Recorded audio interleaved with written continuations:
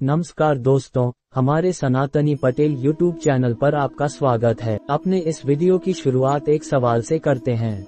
क्या आपको कभी ऐसा महसूस हुआ है कि आपने किसी अनजान शख्स की आवाज कभी फोन पर सुनी हो या फिर कहीं और सुनी हो और फिर उनकी आवाज को सुनकर आपको पॉजिटिव वाइब का एहसास होता है। आप एक कनेक्शन सा महसूस करते हैं और इस बात से कोई फर्क नहीं पड़ता कि आपने उन्हें देखा है या नहीं, आप उन्हें जानते हैं या नहीं। अभी हम जो ये बात कर रहे हैं ना, उसे आप मैजिक ऑफ साउंड भी कह सकते हैं। इसी साउंड को हम ध्वनि के नाम से जानते हैं। आपको जानकर बेहद आश्चर्य होगा कि पूरे ब्रह्मांड की शुरुआत इसी ध्वनि से हुई है। वेद, पुराण, सनातन धर्म के ग्रंथों और हर एक एंशिएंट लिटरेचर और साइंस भी इस बात को मानता है।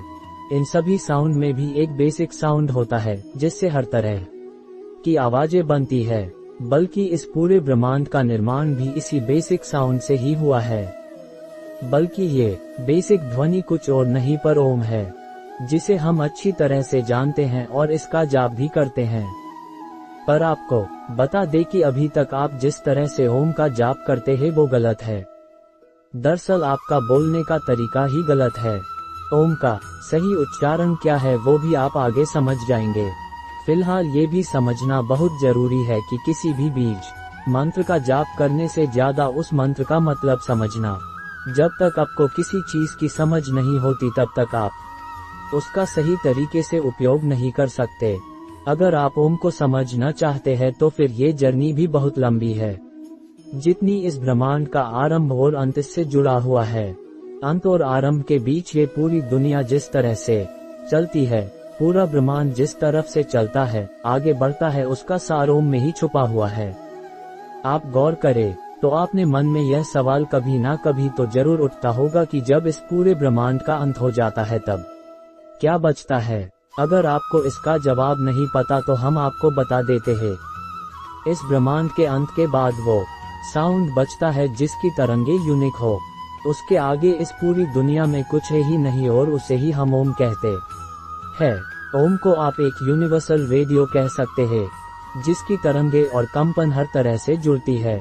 यहाँ आपको एक बहुत ही जरूरी बात बताते हैं कि आप अक्सर ये कहते होंगे कि गूंगे बात नहीं कर सकते, लेकिन आपको पता है कि एक ऐसी आवाज है जो गूंगे भी निकाल सकते हैं, और वो आवाज कुछ और नहीं पर ओम है।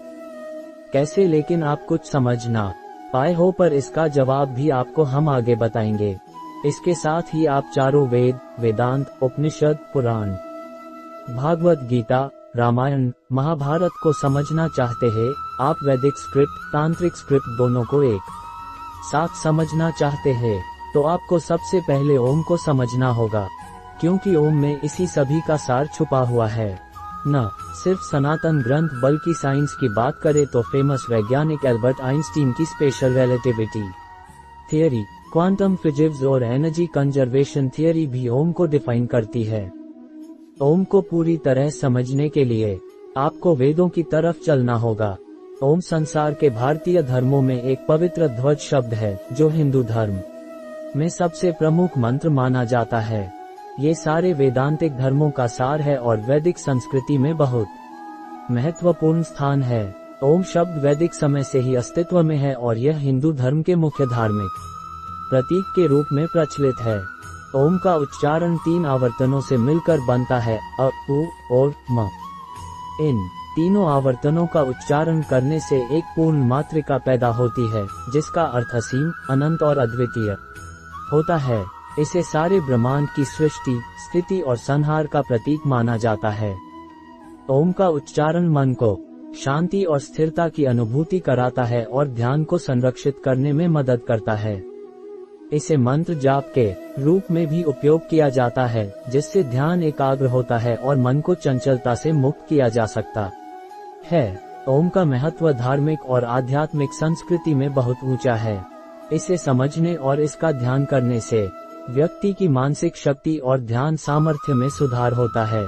इसे भक्ति और मुक्ति के मार्ग का प्रतीक माना जाता है और इसके उच्चारण से चित्त का शुद्धिकरण होता है। यहाँ पे वीडियो होती है खत्म। आपको वीडियो अच्छा लगा हो तो फटाफट से वीडियो को लाइक, शेयर और सब्सक्राइब कीजिए और बेल आइकन प्रेस कीजिए। वीडियो देखने के लिए आपका खूब